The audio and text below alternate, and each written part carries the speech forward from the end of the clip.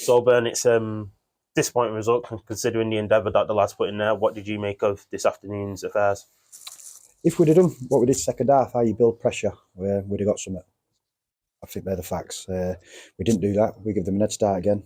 Sides don't have to work hard to score goals against us anymore, which is alarming. But we got in at half time, 1-0. We said at least going in the second half, you're going on with at least a point. But we have players that can't control the ball at this minute in time. We've got players that can't pass 5-10 yards. Second goal just sums up what we're about at the minute. But again, you use the word endeavour. We made a couple of substitutions. Well, we made all 5 substitutions. Subs going on having something to prove. And like I say, we built pressure really well before they scored their second. You got to take one of them chances. We didn't do, and Alfreton walk away with 3 points. In terms of the players' endeavour, more so in the second half, you say, rather than the first. Those players that came on looked bright, looked sharp. In terms of getting minutes in their legs and impressing you and the gaffer, what did you make of it? The subs are there. They're naturally frustrated, aren't they? Given the opportunity to go on and try and, if you're going on at 2-0 down, it's a win-win situation for a sub because you're already getting beat. The job's to go on and try and change the game, get us back into it, which we did. And like you say, it was a game of 2 halves, wasn't it? We was poor first half. You're going up the hill against the wind. They're going down the hill. It's the fact that we gift them goals. The first goals is criminal. It's criminal. The lads know that. The people that was here watching that know that. There's no point keep going on about it. It's just where we're at at the minute as a team. It's not acceptable. But we're as you can see, the ins and outs recently. There's more going out than there is coming in. We're doing that because we want to do that, and secondly, we're trying to improve. But with that, we've got to start putting points on the board. I was going to say, is that the key thing that you want to do, especially this time of year? Games coming quick and fast, get points on the board, especially up next, Charlie at home. There's no point working hard in the background if we're not getting points on the board. And that's the big thing. As we are working hard, but with that, we're not getting points on the board. It doesn't get any easier, like you say. Route to Boxing Day doesn't get any easier. Charlie at home, and then we've got a tough January.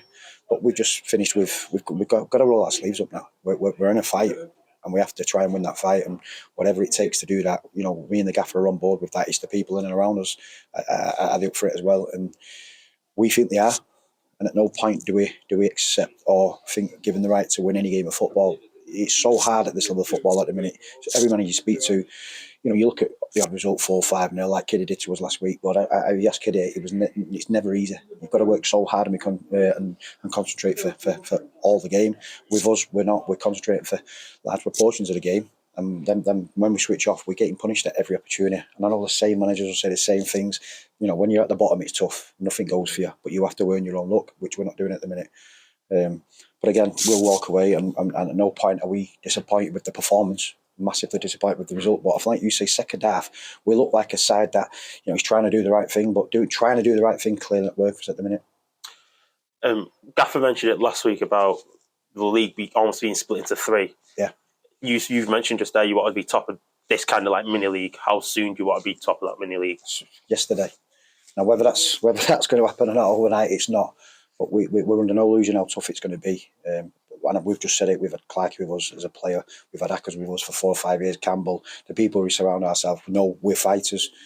And given the opportunity and the platform to do that, we'll fight till the end. That's just how it is. And it might sound bizarre with 25 games to go, but I'm not one to skirt around the edges with stuff. It's plain to see we're in a relegation battle, and we look at 5-6 teams in and around that relegation battle. We just need to make sure that we're the best in that mini league.